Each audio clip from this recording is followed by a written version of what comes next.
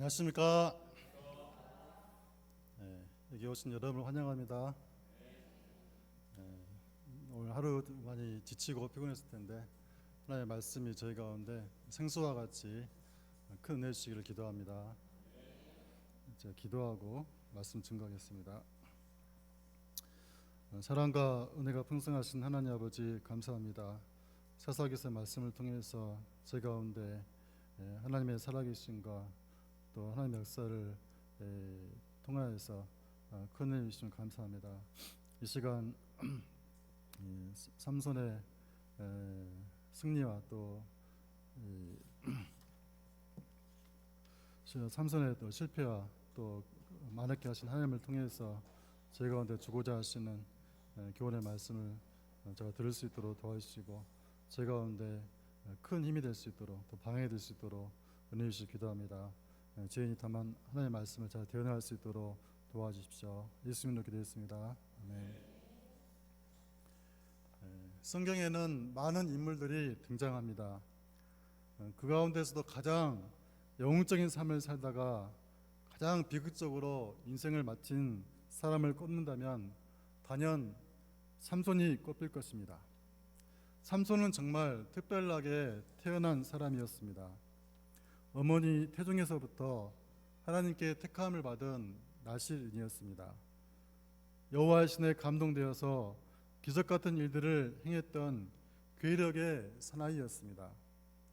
그 누구도 감히 삼손을 넘어뜨릴 수 없을 것 같았습니다. 그러나 삼손은 한 여자의 유혹 앞에 힘을 잃고 넘어졌습니다. 우리는 삼손의 생애를 보면서 인간이 얼마나 유혹 앞에 연약한 존재인가 배울 수 있습니다.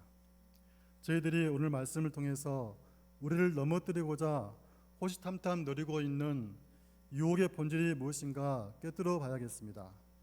또한 우리가 어떻게 이 유혹을 이길 수 있는가 배울 수 있기를 기도합니다. 우리는 지난 시간에 삼손이 블레셋 사람들을 나귀 택배로 1000명이나 쳐 죽인 것을 보았습니다.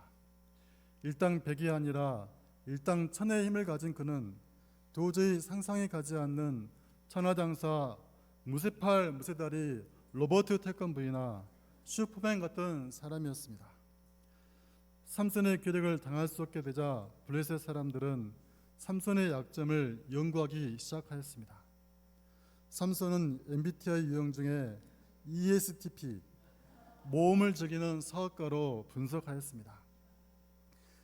힘으로는 누구도 삼손을 당할 수 없지만 한편으로 삼손이 자기 힘을 자랑하며 과신하고 있음을 알았습니다.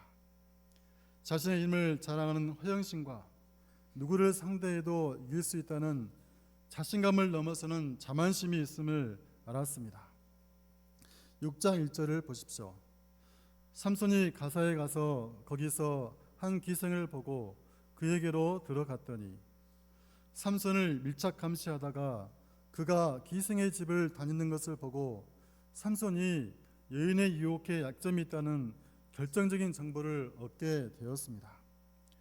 삼손 체포작전 첫 번 시도에서는 새벽에 블레셋 사람들이 매복에 있다가 자기를 죽이려고 한다는 것을 알고 삼손이 밤중에 일어나서 기생집의 문짝과 기둥을 뽑아들고 산꼭대기까지 달아남으로 실패하였습니다. 그냥 도망가도 될 텐데 왜 그랬을까요? 이걸 받아 삼손은 자기 힘을 자랑하고 또 그걸 통해서 상대방을 제압하고자 하는 그런 성격인 것을 알 수 있습니다.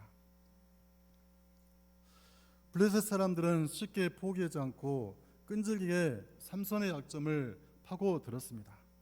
이번에는 삼손이 사랑하는 들릴라를 이용하였습니다. 들릴라에게는 은 1100개, 오늘날 화폐 가치로 보면 수십억 원의 막대한 현상금을 걸고 삼손의 약점을 알아내도록 하였습니다. 4절로 5절을 보십시오. 이후에 삼손이 소렉 골짜기에 들릴라 이름하는 여인을 사랑하며 블레셋 사람의 반백들이 그 여인에게로 올라가서 그에게 이르되 삼손을 깨어서 무엇으로 말미암아 그 큰 힘이 생겼는지 그리고 우리가 어떻게 하면 능히 그를 결박하여 굴복하게 할 수 있을는지 알아보라. 그리하면 우리가 각각 은 1,100개씩을 내게 주리라 하니, 삼손은 들릴라를 사랑하였다고 하였습니다. 그러나 그것은 삼손의 착각이었고 가짜 사랑이었습니다. 들릴라는 삼손보다 돈을 더 사랑하고 은 1,100개에 삼손을 팔아 넘겼습니다. 들릴라는 3번이나 삼손을 유혹하여 삼손의 힘이 어디에서 나오는지 알아내려고 하였습니다. 삼손은 들릴라의 속이 뻔히 들여다 보이는 물음에도 매번 자신은 절대 비밀을 말하지 않을 것이라는 자신감과 허영심에 사로잡혀 위태위태한 시험을 하였습니다. 들릴라가 삼손의 비밀을 알아내고자 할 때마다 매복에 있던 블레셋 사람들이 들이닥쳤어도 들릴라의 관계를 삼손은 무시하였습니다. 들릴라의 의도를 알았을 것임에도 자신의 힘을 과신하고 자기는 절대로 유혹에 넘어가지 않을 것이라는 자만심이 있었습니다. 그러나 결국 삼손은 끈질긴 들릴라의 유혹에 넘어가 버리고 말았습니다. 15절로 16절을 보십시오. 들릴라가 삼손에게 이르되 당신의 마음이 내게 있지 아니하면서 당신이 어찌 나를 사랑한다 하느냐.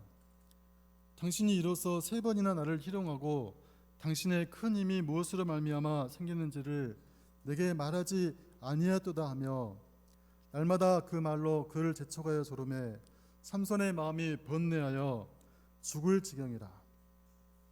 잠언서 5장 3절로 5절은 다음과 같이 말하고 있습니다.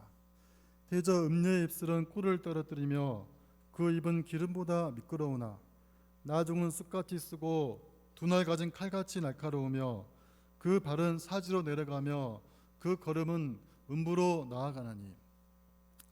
삼손은 처음 3번은 들릴라의 유혹에 가볍게 이길 것으로 생각하고 실제로 유혹에 넘어가지 않았습니다. 그러나 들릴라가 삼손 너는 날 실망시켰어. 이제 나는 당신을 믿을 수 없어 하며 삼손의 손을 뿌리치고 만나주지도 않고 삼손과 밀당하며 삼손의 마음을 사로잡았습니다. 삼손은 점점 돌이킬 수 없는 죄의 늪속으로 깊이 빠져들어가고 있었습니다. 마침내 삼손은 죄의 유혹에 빠져 영적인 눈이 감기게 되었습니다. 16절을 보십시오. 날마다 그 말로 그를 재촉하여 조르매 삼손의 마음이 번뇌하여 죽을 지경이라. 삼손의 마음이 번뇌하고 있었다는 것은 그래도 그의 신의 양심이 살아있어서 자신이 나신이라는 마지막 보루는 지키고자 했다는 뜻입니다. 그러나 신의 양심을 지키자니 들릴라가 울고 들릴라와 지키자니 신의 양심이 울고 그는 이 둘 사이에서 머뭇머뭇거리고 있었습니다. 믿음의 조상 요셉도 보디바르 처에게 끈질긴 유혹을 받았습니다. 그러나 요셉은 머뭇거리지 않고 즉시 믿음의 결단을 했습니다. 요셉도 피가 뜨거운 청년이요 남자인데 왜 유혹이 되지 않았겠습니까? 보디발 여사도 날마다 요셉을 유혹했다고 했고 들릴라도 날마다 삼손을 졸랐다고 했습니다. 그러나 요셉은 불꽃 같은 눈으로 보고 계시는 하나님을 생각했습니다. 그리고 외쳤습니다. 내가 어찌 이 큰 악을 행하여 하나님께 득죄하리이까. 요셉은 삼손처럼 죄의 쾌락과 하나님 사이에서 머뭇머뭇하지 않았습니다. 그러나 삼손은 이리저리 머리를 굴리고 있었습니다. 번뇌하였습니다. 이 정도는 괜찮지 않은가? 잠깐만 즐기다 나가면 되잖아. 선만 안 넘으면 될 것 아니야? 내가 누구냐? 나 삼손이야. 열심히 자기 합리화를 하고 자만하였습니다.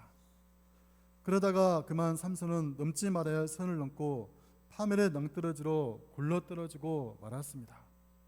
어떻게 보면 삼손과 요셉의 차이는 종이 한 장의 차이일 수도 있습니다. 순간적인 생각의 차이, 유혹 때 하나님을 바라보는가,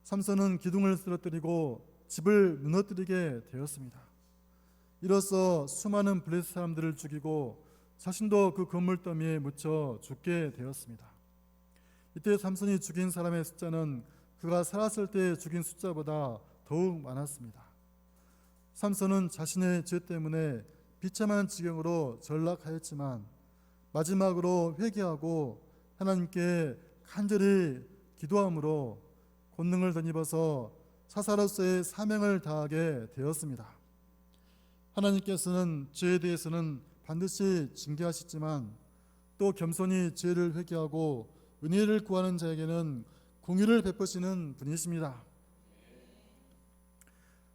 우리는 이 삼손의 기도를 보면서 슬픈 생각이 듭니다. 삼손이 이때 이처럼 간절히 기도할 것이라면 왜 그때 들릴라의 유혹에 넘어가기 전에 기도를 할 것이지 두 눈이 뽑히고 진눈처럼 맷돌이나 돌리는 비참한 지경이 되어서야 이처럼 처절한 기도를 하느냐 하는 것입니다. 이것이 바로 우리 인간의 모습입니다.